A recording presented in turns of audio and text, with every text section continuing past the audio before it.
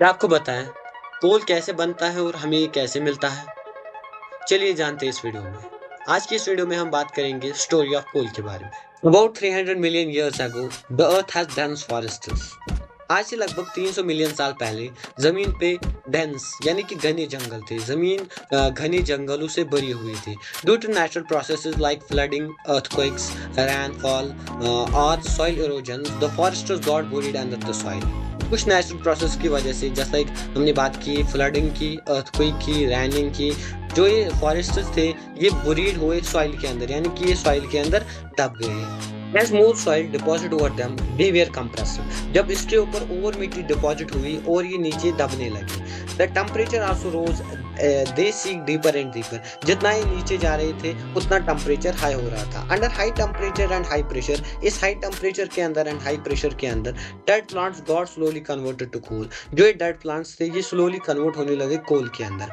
As coal contains mainly carbon, जो coal होता है वो मेनली कंटेन करता है carbon. The slow process of conservation of dead vegetation into coal is called carbonisation. अब carbonisation क्या होती है? कार्बनाइजेशन एक ऐसी प्रोसेस है, एक ऐसी स्लो प्रोसेस है जिसमें डेड वेजिटेशन जो है वो स्लोली कन्वर्ट होता है कोल के अंदर। इसे हम कहते हैं carbonisation. Coal is also called a fossil fuel. Coal को भी फॉसिल फ्यूल कहा जाता है। अब फॉसिल फ्यूल्स क्या होते हैं? फॉसिल फ्यूल्स बनते हैं remaining of dead plants and animals से, एंड ये नॉन रिन्यूएबल रिसोर्स होते हैं। मीन कि अगर ये एक बार खत्म हुए, यानी कि एक बार ये पूरी तरह से खत्म हुए, तो उन्हें मिलियंस ऑफ ईयर्स लगेंगे नए से बनने को। Coal is processed in industries to get some useful products such as coke, coal tar and coal gas.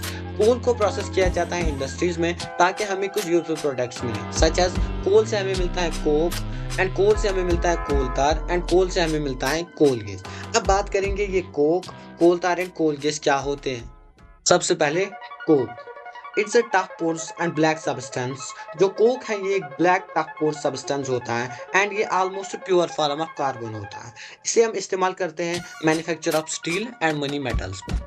दूसरा है कोल तार। It's a black thick liquid with unpleasant smell. ये ब्लैक थिक लिक्विड होता है विथ अनप्लीजेंट स्मेल के साथ। ये around mixture होता है 200 सब्सटेंस का। प्रोडक्ट्स जो हम ऑब्टेन करते हैं कोल तार से वो है synthetic dies, drugs, perfumes, plastic and roofing materials.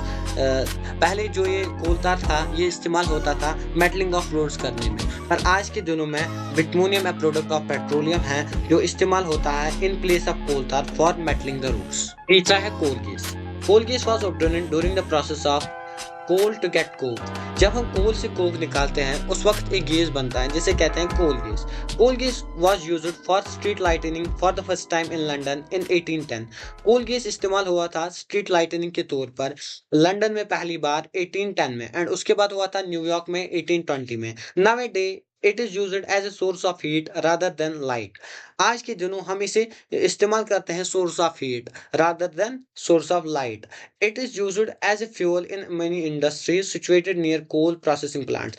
ये इस्तेमाल होता है as a fuel in many industries जो सिचुएटेड होती है near coal processing plants. Thank you.